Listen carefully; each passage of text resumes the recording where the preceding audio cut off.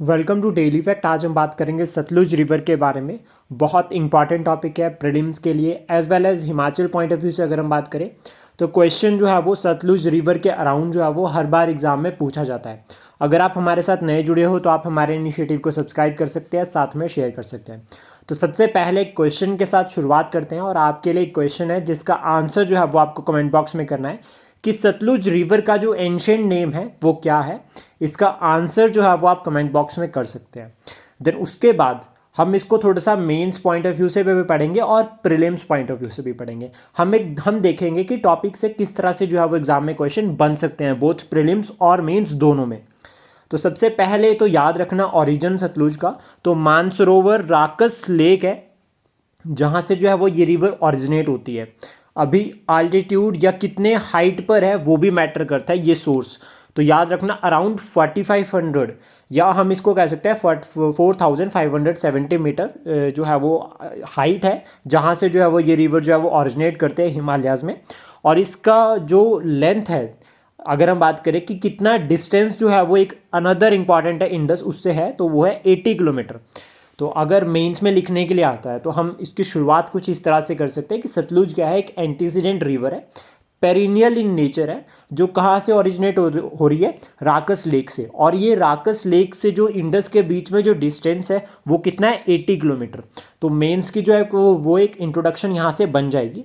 Then उसके बाद Himachal point of view वाला फैक्ट हम इसमें ऐड कर सकते हैं कि हिमाचल में जो है वो ये शिपकिला वाला रीजन है जहाँ से जो है वो ये हिमाचल में एंटर करती है शिमला डिस्ट्रिक्ट में। इसके बाद हिमाचल प्रदेश में बहुत सारी ट्रिब्यूटरीज हैं जो ज्वाइन करती है सतलुज रिवर को, और इसमें जो सबसे बड़ी ट्रिब्यूटरी है उसका आंसर भी आप कमेंट बॉक्स में बता सकते हैं कि सबसे बड़ी जो ट्रिब्यूटरी है वो कौन सी है। देन अब हम चलते हैं फीचर्स की तरफ कि किस तरह से फीचर्स जो है वो सतलुज रिवर के जो है वो हम लिख सकते हैं मेंस में। तो सबसे पहले डीप गॉर्जेस, तो हम इसको डाल सकते हैं कि जो फीचर्स है सतलुज के वो कौन कौन से हैं। तो आप बता सकते हैं कि डीप गॉर्जेस बनाती है। देन उसके बाद एक यहाँ पर और लिख सकते हैं कि इरोजनल और डिपोजिशनल फीचर दोनों होता है।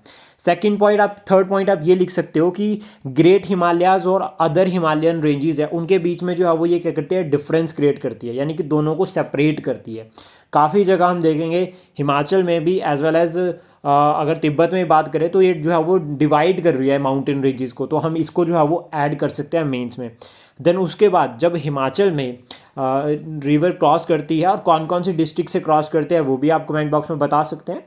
इवन ये बहुत इंपॉर्टेंट रहता है। देन पंजाब में जब एंटर करती है पंजाब प्लेन्स में तो वहाँ पर एक और रिवर है जो इसको ज्वाइन करती है, that is your Beas river. और हैरिके जो रीजन है, हैरिके जगह है जहाँ पर जो है वो ब्यास जो है वो सतलुज को ज्वाइन करती है।